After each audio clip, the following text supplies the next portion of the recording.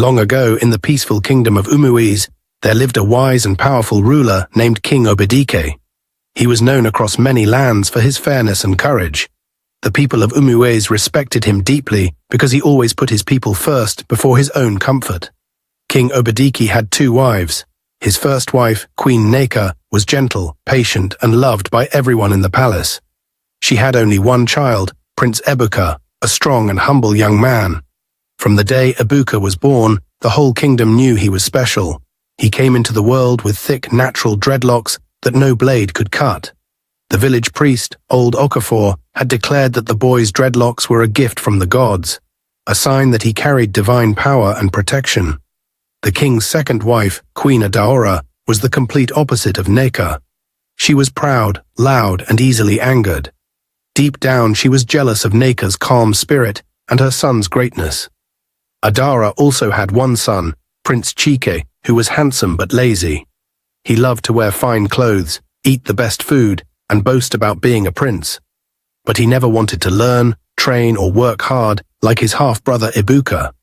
The king treated both wives and sons with love, but it was clear to everyone that Prince Ebuka was the one who brought honor and joy to the family. His bravery in battles, his wisdom in council meetings, and his kindness to the poor made the people love him even more. This made Queen Adaora and Prince Chike grow bitter inside. They wanted all the attention, power, and glory for themselves. But no matter how hard they tried to outshine Ebuka, the light of goodness always followed him. The story begins from the day Prince Ebuka returned from war, victorious and full of glory. The golden sun shone brightly above the land of Umuez that morning. The air was filled with joy, laughter, and songs. The sound of drums echoed from the hills to the market square. The kingdom was alive with celebration because Prince Ebuka, the king's first son, had returned from war, victorious. For many moons, the people had prayed for his safety. He had led the warriors of Umuez into battle against their enemies from Obodo Ukwu, a fierce neighboring land that had threatened to destroy them. But Ebuka's wisdom, courage, and strength had brought victory. The gods had truly blessed him. Now, as he rode into the village on his brown horse, his dreadlocks shining in the sunlight, the people shouted his name. Ebuka, the Lion of Umuez. Ebuka, son of the gods. Our hero has returned. Ebuka smiled as he looked around. His eyes were calm and humble. He greeted the people with respect, bowing slightly to the elders and smiling at the children who ran beside his horse. Even after defeating the enemies, he didn't boast or act proud. That was what made the people love him more.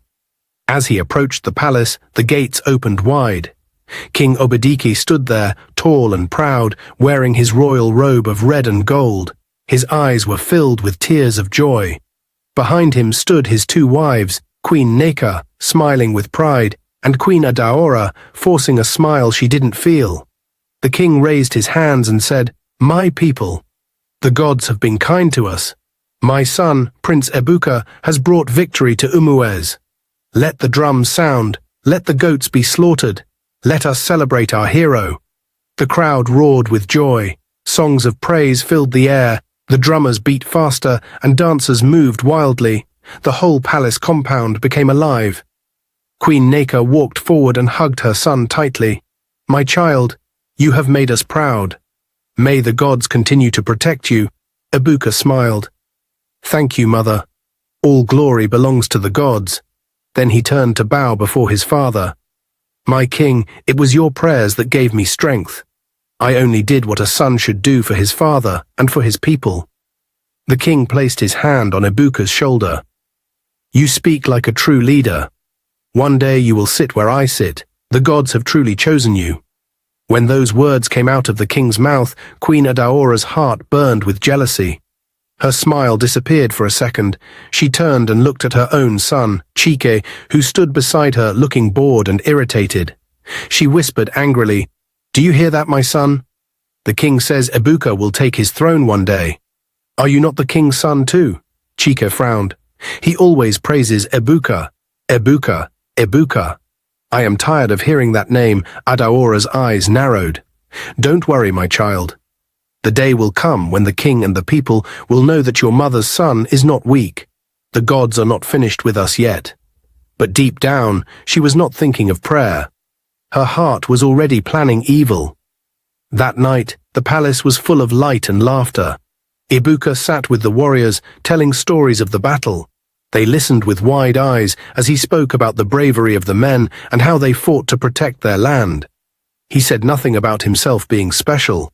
He praised others, he gave thanks to the gods, and he smiled humbly when people called him a hero. Even the old priest Okafor nodded proudly. "The boy's heart is pure," the priest said to the king. "His power is not only in his hands, but in his spirit. The gods walk with him." The king replied, "Yes, I see it. He will rule Umuwes with wisdom when my time comes." Those words reached Adaora's ears again, and her anger grew. She watched Ibuka from a distance, laughing with the warriors, his dreadlocks shining like gold in the firelight. Her son, Cheek, sat quietly beside her, frowning. "Look at him," Cheek muttered. "The people follow him like goats. Even father treats him like a god." Adaora whispered, "Do not worry, my son. His light will not shine forever. There is a way to bring him down. The priest once said his power is in those dreadlocks he carries like a crown. If the dreadlocks are gone, his strength will fade. The gods will turn their face away." Chika turned to her, his eyes curious. "Mother, are you saying—" She touched his hand quickly. "Not now. Be patient. The gods will show us the right time." But her mind was already running fast, like a river after rain. One morning, the king called both sons into the royal hall. He was in a happy mood. "My sons," he said kindly, "you are both my blood. I want you to rule this land together in peace when I am gone. Ibuka, I want you to train your brother. Teach him how to lead, how to fight, how to listen to the people." Ibuka bowed. "I will, father." But Chika's face darkened. He said nothing. He wanted to shout, "I don't need my brother to train me," but he kept quiet. After the meeting, Queen Adara found her son outside under a tree. She sighed. "My son, why are you angry?" he hissed. "Father wants me to learn from Ibuka like I'm a small boy." "I am not his servant," Adara smiled wickedly, "and that is why we must act. You cannot become king while that boy breathes with those sacred locks on his head. Remember, his power lies there. If his dreadlocks are gone, his strength will disappear. And then the throne will be yours." Chiki looked at her, surprised. "Mother, how will we do it?" "Leave that to me," she said, her eyes dark and cold. "The night will soon speak." That same night, while everyone in the palace slept peacefully, Queen Adara could not close her eyes. She turned on her bed again and again, her mind full of evil thoughts. She remembered the words she had told her son, Chike, that Ibuka's dreadlocks carried his power. But now she needed to know how to take that power away. When the moon rose high in the sky, Adaora quietly stood up, covered herself with a dark cloth, and left the palace. She walked down the narrow path that led to the house of the old priest, Okafor. The night was cold, the wind blew softly through the trees. Adaora's heart beat fast, but her desire for power was stronger than her fear. She finally reached the small hut. The smell of herbs and smoke filled the room. Old priest Okafor sat on a wooden stool, his eyes sharp and cold. He looked up slowly and said, "Queen Adaora, I have been expecting you." Adaora froze for a moment. "Expecting me?" she asked in surprise. The old man smiled. "Yes. When envy sits in the heart, the gods can smell it from afar. What brings you here at this hour?" Adaora lowered her head and spoke in a low voice. "I need your help, priest. I want my son, Prince Chaik, to become the next king. But everyone praises Ibuka. The king loves him too much. Even the people call him a god. I can't watch my son be forgotten." The priest leaned forward. "So you have come to speak of the boy with the sacred locks?" Adaora's eyes widened. "I want the dreadlocks cut off. I want his power gone forever." The priest nodded slowly. "The gods gave him those dreadlocks before he was born. His power and protection are inside them. As long as those locks remain, no man can defeat him. Not even death can easily touch him." Adaora's voice shook. "Then, tell me what to do. How can I remove those dreadlocks?" The priest's eyes glowed strangely under the lamplight. He stood up and went to a wooden box at the corner of the room. He opened it slowly and brought out a small cloth bundle. He untied it. Inside was a shiny pair of black scissors, unlike anything Adaora had ever seen. "This," said the priest, "is no ordinary scissors. It was forged with fire and blood. Only this can cut the sacred locks of the gods. No other blade, no knife, no sword can touch that boy's hair." Adaora's heart began to beat faster. "Then please give it to me. I will pay you in gold, in food, in anything you want." But the priest's smile turned dark. He shook his head slowly. "No, Queen Adaora. Gold does not move me. I need something else, something only you can give." Adaora frowned. "What do you mean?" He looked straight into her eyes and said coldly, "If you want the scissors, you must lay with me tonight." Adaora gasped and stepped back. "What? How dare you speak to me like that? I am the king's wife." But the priest only laughed quietly. "You came to me for evil, Adaora. Do you think the gods bless such things freely? You want me to help you destroy the son of the gods. That has a price. If you cannot pay, leave now before the spirits hear too much." Adaora's anger rose. "You are a wicked man." The priest shrugged. "So is envy. You and I are not so different, my queen. Decide quickly. The night does not wait." Adaora turned away in shame and confusion. Her heart was heavy. She wanted to leave, but her mind kept whispering, "If you go now, your son will remain in Ibuka's shadow forever." She stood for a long moment in silence. Then slowly, without a word, she turned back to the priest. The old man smiled knowingly. "Good. You have chosen your path." After they were done, the priest handed her the black scissors, now wrapped again in the same cloth. His face was calm but cold. He said, "Take it. But remember, you must not try to cut the locks while he is awake. His strength will overpower you. Make him sleep deeply, then strike. Only then will the scissors obey you. The gods will not forgive this act, but your desire has already opened the door." Adaora's hands trembled as she took it. "How do I make him sleep?" The priest smiled. "Mix this powder in his drink," he said, handing her a small calabash. "He will fall into deep rest. When his eyes close, his power will rest too. Then you must cut every dreadlock." "Every single one," Adaora nodded slowly. "Thank you, Priest Okafor." The man's eyes darkened. "Do not thank me, Queen. From tonight your soul is no longer clean. You have chosen the path of shadows. Go before the cock crows, and may the spirits watch what you do." Adaora left the hut quietly, holding the cloth bundle tight against her chest. The moonlight touched her face as she walked, and tears rolled down her cheeks. She whispered to herself, "All this, for my son." When she reached her room, she hid the scissors under her bed and sat for a long time, staring into the darkness. Her heart was full of fear, guilt, and desire. She had made a deal with darkness, and there was no turning back. Before the first cock crowed that morning, Queen Adaora was already awake. She sat on her bed, staring at the black scissors hidden under her pillow. The priest's words still rang in her ears. "Make him sleep deeply, then strike." She knew she could not do it alone. Prince Ibuka was too powerful, too careful. She needed someone close to him, someone he trusted completely. As the sun slowly rose, Adaora covered herself with a dark wrapper and left the palace quietly. No guards, no servants, no noise. She walked through a narrow footpath that only the farmers used. The leaves brushed her arms as she passed, and her heart beat fast. If anyone saw her leaving the palace alone, questions would rise. But her desire for power was stronger than fear. After walking for nearly an hour, she reached a small hut at the edge of the forest. It was Amaka's house, the humble home of the young village girl who had been Prince Ibuka's childhood friend. The morning was still silent. Amaka was alone. When she looked up and saw the shadow of a woman standing at her door, she frowned.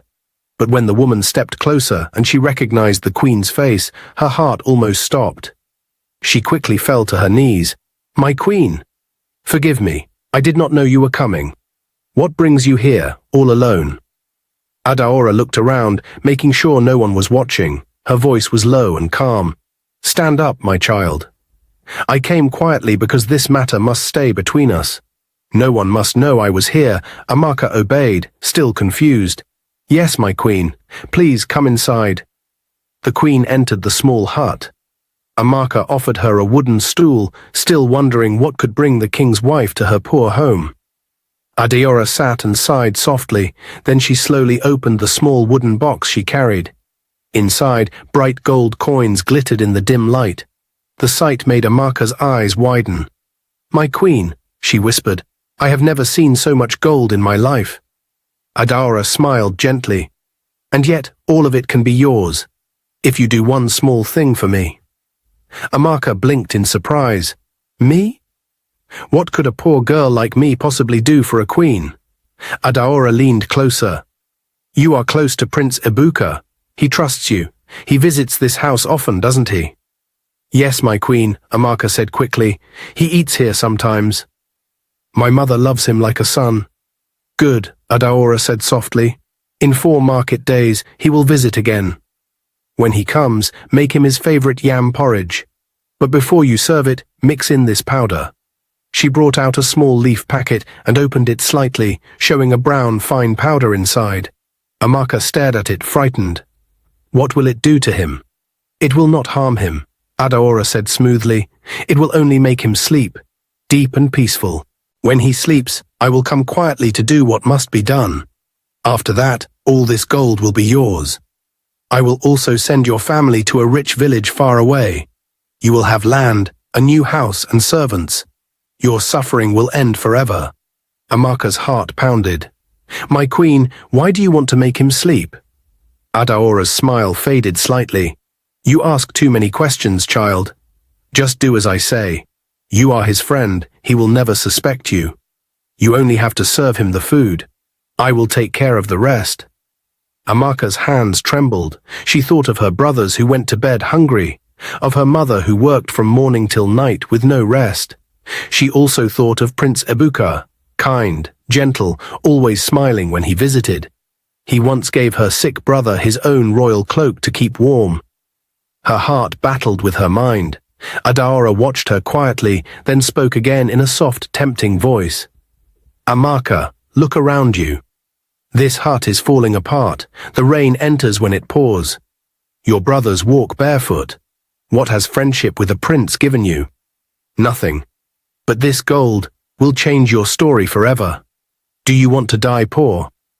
Amaka looked down. Tears filled her eyes. The gold shone before her like sunlight, but her heart felt heavy like stone. She thought of the life her family could have, a good roof, fine clothes, food every night. Finally, she whispered, If I do this, will you truly keep your promise? Will you protect us? Adeora nodded. I am the queen. My word is my bond. Amaka wiped her tears and slowly nodded. Then I will do it. Adeora smiled, cold and satisfied. Good.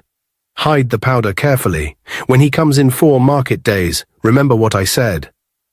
After he sleeps, send word to me quietly. I will come immediately. She closed the box and stood up. Remember, if you tell anyone, not even the wind will save you. Amaka bowed low. Yes, my queen. Adeora wrapped the box again and left the hut as silently as she had come. She moved through the forest path quickly, unseen by any eye. 4 market days passed. The sun rose bright and strong over Umuez. That morning, Amaka swept the floor of her small hut. Far away, inside the palace, Prince Ibuka was dressing to go into the village. He had been thinking about visiting his old friend. He wanted to bring her mother a basket of dried fish and to thank them for their prayers during the war. He told no one. He preferred to walk alone and quietly, as he always did when visiting Amaka's family. He liked the peace of the village. He put on a simple white cloth and set out. The path to the village was narrow and shaded by tall trees. Birds hopped from branch to branch as he walked. Amaka saw him coming from a distance. Her heart jumped into her throat. He came. The prince came alone, she thought, just as the queen said. She forced a smile and went out to meet him. Ibuka. You are here, he smiled back. Yes, my sister. I came to see how you are doing. How is Mama? She went to the stream, Amaka answered quickly, but she will return soon. Please, come in and rest. I will make you something to eat. Ibuka followed her inside. He placed the basket of fish on the mat. This is for your mother, he said. She once gave me soup when I was hungry after training. I have not forgotten. Amaka's throat tightened. She will be very happy, my prince. She went to the small cooking area and began to prepare yam porridge, the same meal he had always loved. I can still stop this, her heart whispered. I can tell him the truth. I can throw away this powder.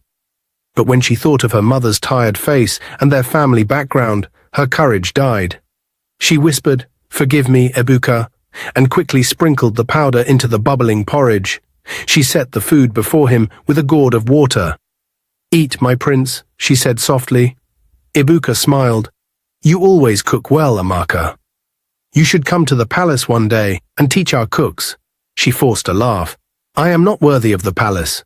"Nonsense," he said, taking a spoonful. "The palace needs more hearts like yours."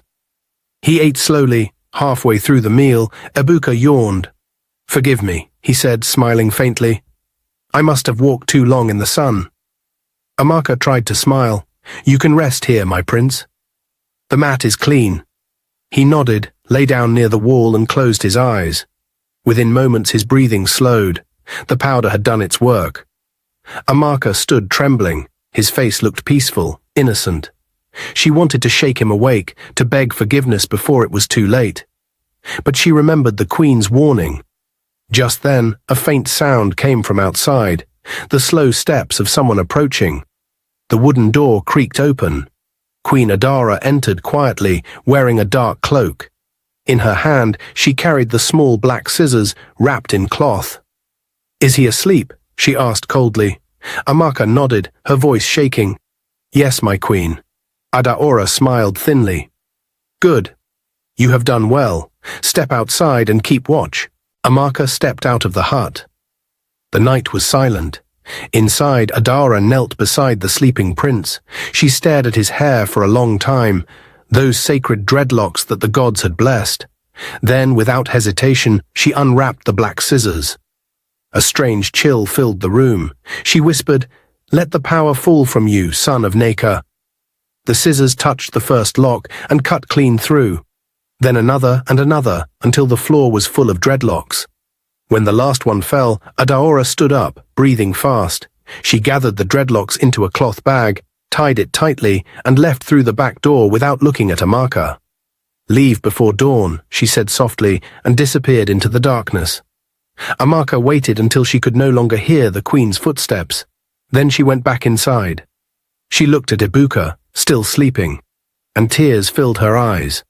"What have I done?" she whispered. She wanted to stay, but fear gripped her. She knew the queen's warning, "Tell no one, or you will be gone." She woke her mother and her brother. "We must leave now," she said. "We must go far away before morning."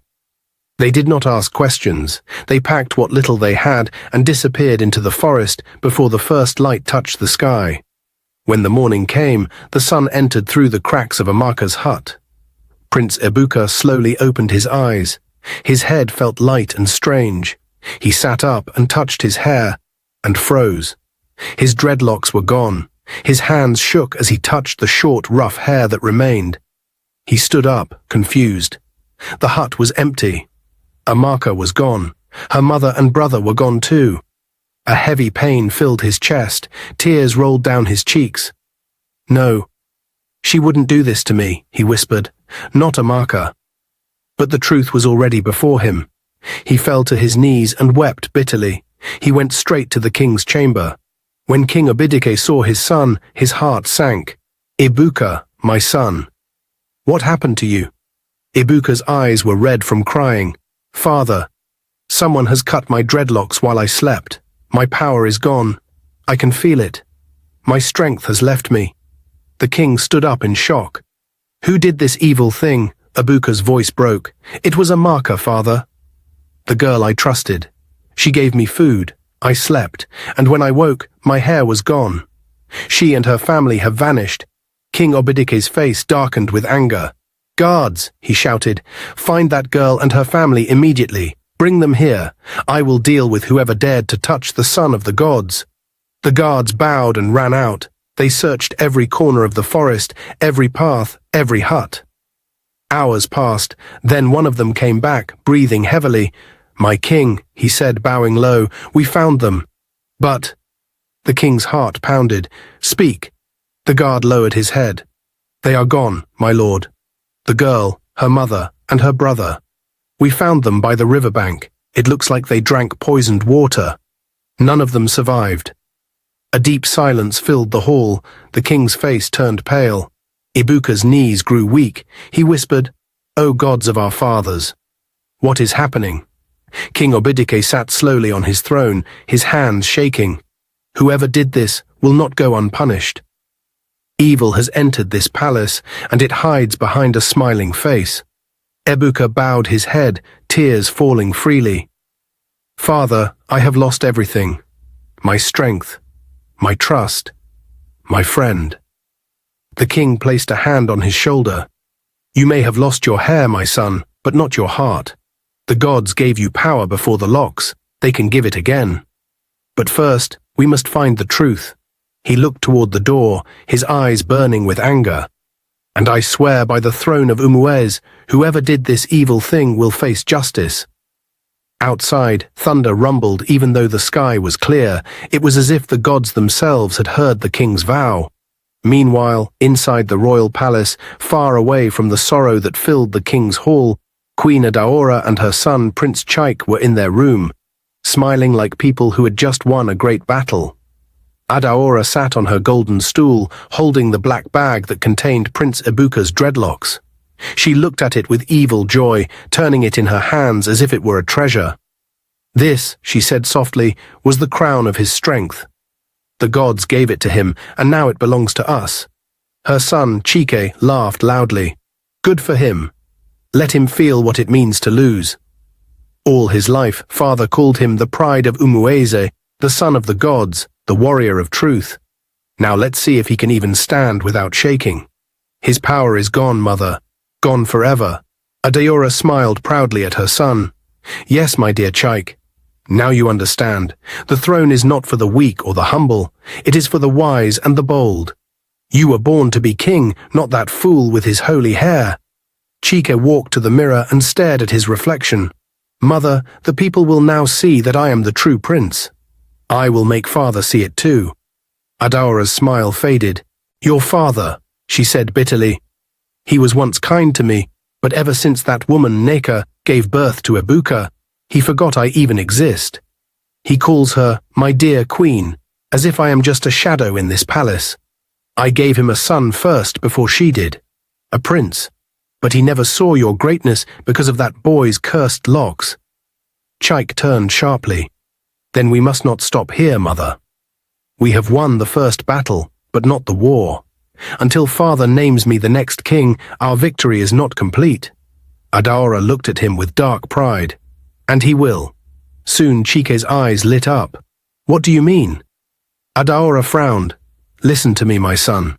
The old man is soft, his heart is weak. He listens too much to that priest, and to that woman, Queen Neka. But we will finish all of them, one after another, until no one stands in your way." Chike's voice grew stronger. "You mean, even father?" Adaora's eyes flashed coldly. "Yes, even him. He may wear the crown now, but it will not be for long. Once the people see you as the only hope of this kingdom, your father's time will end. He calls me his wife, but he treats me like a servant. Let him taste the pain he gave me. Let him watch as my son, not hers, sits on his throne." Chaik grinned wickedly. "Mother, you are wise. You have opened my eyes. I must be king, and you will be queen mother. We will rule this land together." Adaora smiled. "Exactly, my son. We will rule Umuez our own way. No priest, no foolish son of Neka. No one will stop us." They both laughed quietly, their voices filled with pride and wicked satisfaction. Outside, thunder rolled softly in the sky, though the evening was still bright. It was as if the gods themselves had heard their words. A strong wind blew through the palace window, scattering papers and shaking the curtains. Chaik frowned. "Mother, why is the wind blowing like this?" Adaora frowned and hissed. "Let the gods rage if they want. They cannot undo what has already been done. At that same moment, Prince Ibuka sat alone outside his room, his heart still full of pain. He touched his bare head and felt the emptiness where his sacred locks once were. But deep inside, a quiet voice spoke to him, the same voice that had guided him in battles. The gods do not live in hair, but in the heart. He lifted his eyes toward the sky and whispered, "If my power was truly from you, then return it in another way. Show me who betrayed me. Show me the truth." The next day, Prince Ibuka's mother came to him. He was crying, saying he should not have trusted Amaka, that his power was gone. He said, "Mother, I was foolish. I trusted her. She betrayed me. My dreadlocks are gone. My power is gone. I feel empty." His mother sat beside him and held his hands. "My son, stop crying," she said gently. "You should not rely on the power in your hair. The true power is in your heart. The gods blessed you because you are brave, humble, and kind, not because of your hair." Ibuka wiped his eyes. "But mother, without my dreadlocks, I feel weak. Everyone will laugh at me. They will say the gods have left me." Queen Neka shook her head. "No, my son. The gods have not left you. They are watching you. Sometimes they test those they love. This is your test. You must not give up." Ibuka looked at her. "Mother, I don't know if I can rise again. I feel ashamed." His mother smiled softly. "You can rise, my son. I believe in you. You were born with greatness inside you. Your strength is not gone. It is only sleeping. When the time comes, it will wake again. You will still do great things in this kingdom." Ibuka was quiet for a moment. Then he said, "Thank you, mother." "Your words give me hope," Queen Neka smiled. "My son, people can take your hair, your crown, or your gold, but they can never take your destiny. Stand up and be strong. The gods will fight for you." Ibuka nodded slowly. "I will try, mother." She smiled again. "Do not try. Believe." Ibuka took a deep breath. "I believe." His mother left the room, and Ibuka sat in silence. Her words stayed in his heart. Deep inside, a new strength began to grow. A few weeks later, another village came for war. They wanted to take the land of Umuwez and destroy the kingdom. Everyone was afraid because they believed Prince Ibuka had lost his power. But to everyone's surprise, Prince Ibuka stood up and said, "I will go and fight. Power or no power, I will protect my people." The king looked at him and said, "My son, are you sure?" Ibuka nodded. "Father, I may have lost my hair, but I have not lost my courage. Let me go." The king agreed, and Ibuka led the warriors to battle. The fight was long and hard, but Ibuka was brave. He fought with wisdom, not with pride. He guided his men carefully and defeated the enemies again. When he returned home, the whole kingdom was shocked. People sang his name again. They danced and shouted, "Ibuka the brave. The gods are with him." He went straight to his mother's room, full of joy. "Mother," he said happily, "we won again. The enemies are gone. The kingdom is safe." Queen Neka smiled and hugged him tightly. "You see, my son? I told you your strength is not in your hair. The gods have really favored you. They are on your side, my son. Let us celebrate." Ibuka smiled proudly. "You were right, mother. The gods never left me." They both laughed and thanked the gods together. Meanwhile, in another part of the palace, Queen Adara and her son Chike were angry and restless. Chike shouted, "Mother, he came back alive? How? I thought his power was gone." Adara clenched her fists. He was supposed to fall in battle. How did he win again? Chike kicked a stool. "Mother, we must do something. If he keeps winning, the king will make him ruler, not me." Adara hissed. "Calm down, my son. Don't let anger rule you. Let me go and see that foolish priest. He must explain things to me. He said once the dreadlocks were cut, Ibuka's power would die. So why is he still strong?" Chike nodded angrily. "Go, mother. Go and ask him. Maybe he lied to us." Adaora picked up her wrapper and walked out quickly. Her eyes were full of fire. "He will explain today," she said to herself. "He promised me that boy's power would end. He will tell me why the gods still fight for him." She left the palace secretly, heading straight to the priest's hut. Queen Adara reached the priest's hut, filled with anger. She pushed the small wooden door open without greeting him. "You useless old man," she shouted. "You told me that once I cut Ibuka's dreadlocks, his power would finish. You promised he would never return from war alive. After everything I did, that boy came back stronger than before. You lied to me." The priest looked up slowly and said calmly, "My queen, please calm down." "Don't tell me to calm down," she screamed. "You made me do terrible things. I trusted you. Now everyone still praises Ibuka. The king is proud of him again. My son is being ignored. I want answers." The priest stood up and walked closer. His eyes were cold. "My queen, shouting will not help you. The boy's power came from the gods, not only from his hair. You only cut what was outside, not what was inside him. But there is another way," Adaora frowned. "Another way? What do you mean?" The priest smiled slowly. "If you want your son to be king, the throne must become empty first. The king must go to join his ancestors. When he is gone, no one will stop you."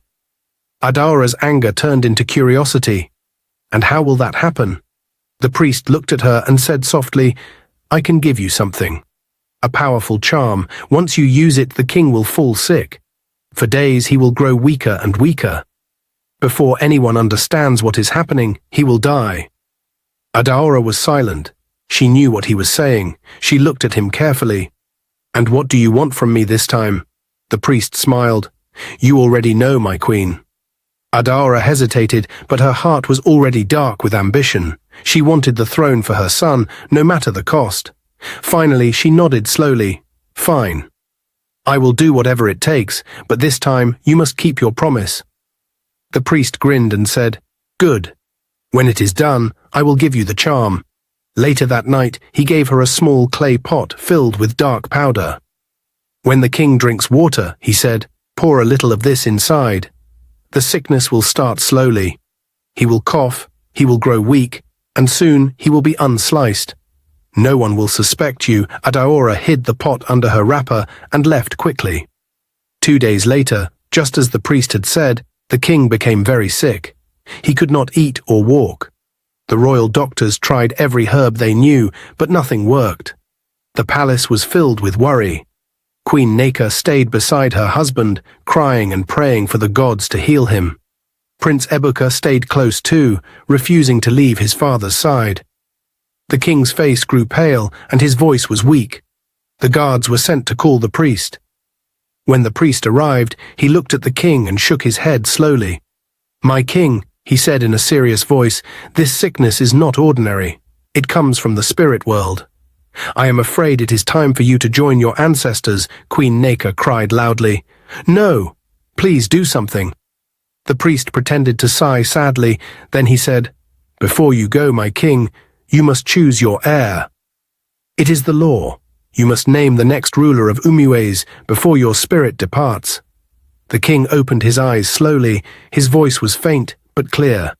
"I already have an heir," he said. "Prince Ebuka, my second son, will take my place when I am gone." The priest quickly said, "My king, are you sure? Maybe you should name Prince Chaik instead. He is strong, and the people will support him." The king shook his head weakly. "No, Ibuka will be king. That is my decision." An hour later, Queen Adaora went back to the priest's hut. She was very angry. She pushed the door open and shouted, "You fool! You said the king will die quickly, but he is still alive. You are useless. You don't know what you are doing." The priest looked at her in fear. "My queen, calm down," he said. "The gods work in their own time." Adaora pointed her finger at him. "You have failed me again. You told me to do terrible things, and now nothing is working. The king is still breathing, and my son is still without the throne. You are a liar and a coward." The priest tried to defend himself. "My queen, please." But Adaora changed her face and spoke softly. "My great priest," she said sweetly, "forgive my anger. I spoke out of fear. You know I trust you." She smiled and moved closer to him. "Let us make peace. Let me give you something to drink for your hard work." The priest smiled weakly, thinking she meant her words. She brought out a small gourd of palm wine that she had mixed with poison. She poured it into a cup and handed it to him. "My queen," he said, taking the drink, "this is a kind gesture." He drank it all. A few moments later he began to cough hard. His chest started to burn. His legs shook. He fell to the ground, gasping for air. Adara looked at him coldly. "You promised me a crown, but you brought me shame. You failed me twice. Now you will fail no more." She hurried out of the hut and disappeared into the forest path. Inside, the priest rolled on the floor, crying, "O gods of Umuez, forgive me. I have defiled the land. I slept with the queen, I helped her in evil, and now I am dying. Please have mercy." Then a deep voice filled the room. It was not human. The voice said, "Okafor, you have defiled the land. You sold your soul for sin. From the day you touched the queen, the gods left you. Now you must pay." The priest cried loudly, "Forgive me." But the voice was gone. He stretched his hand toward the shrine, but his body became still. The chief priest was dead. The next morning, the villagers heard the sad news. The people were surprised. Some said, "He must have sinned against the gods." Others said, "He was a wicked and cunning man. He used the powers of the gods for evil." 7 days later, the elders met and chose a new chief priest. They brought a young, honest man named Obina, known for his clean heart and truth. They crowned him the new chief priest of Umuez. The people said, "May the gods guide him better than the one before." But deep inside the palace, Queen Adara was not at peace. Even though she had unalived the priest, her heart was restless. Meanwhile, Prince Chike went to see the new chief priest, Obina. He came with a heavy bag of gold and promises of land and a big house. "Help me unalive my father and my brother die," he said. "Make me king and all this will be yours." The priest looked at him and felt anger and sadness. "Do not ask me to alive someone or to lie. The gods do not listen to men who buy lives with gold. Go and find your heart before you reach for my hand." Chike laughed meanly. "You foolish man. Take the gold, be wise. You can have anything if you help me. Think of a big house, a name." The priest frowned. "You are wrong to think a name or a house can be bought with blood. I have felt the gods. They spoke to me. They warned me about you and your mother. They told me darkness follows you. Go and confess your sin, Chike. Change your ways. Beg for forgiveness." Chike's face turned red with anger. He stepped closer and spat words like stones. "You are a coward. You hide behind gods and rules. You will regret this. You will not stop me. I will take what I want by any means." The priest looked at him, sad and firm. "Go now, wicked child of a desperate mother. Your heart is empty. The gods have given you warning. If you do not stop, your path will end in sorrow. Think about what you have done. Confess before it is too late." Chike shouted a final insult, then turned and left the priest's house quickly. He stamped his feet on the path and spoke threats into the wind. Few days later, Prince Chike and his mother went to another native doctor. The man gave them some charms and told them to chant some words in their room if they wanted more power. That night they locked their door and began chanting. At first everything was calm, then a strong wind entered the room. The lamp went off and both of them started shouting. Their voices were loud and full of fear. "Forgive us! Forgive us!" they cried. Queen Neka, Ibuka's mother, heard their voices and rushed to their room. She saw Queen Adaora and Prince Chike rolling on the floor, crying and shouting for forgiveness. Queen Adaora cried, "We have done evil. I cut Ibuka's dreadlocks. I gave the charm that made the king sick. I helped to unalive Amaka and her family. Forgive me." Prince Chike also shouted, "I tried to unalive my father and my brother. Forgive me, please." They kept confessing everything they had done. Then both of them suddenly ran out of the palace into the street, still crying and shouting. Queen Neka went straight to the king's chamber to tell him what she had seen. But when she entered, she was surprised to see the king standing strong and healthy. The sickness had left him. "My husband," she said happily. "You are well again." The king smiled and held her hands. "Yes, my dear. The gods have healed me. I now see the truth. I was blind to the evil in my own house. I am sorry for all the pain I caused you by marrying another wife." Queen Neka smiled softly. "It's all right, my king. The past is gone. The gods have shown us mercy." Prince Ibuka entered the room. The king hugged him and said, "My son, You are the true strength of this kingdom. May the gods bless you forever." They all rejoiced and thanked the gods. That evening, drums sounded again in the palace. The people danced, happy that peace had returned to Umuez. Everyone learned that truth and goodness always win, and that no evil lasts forever.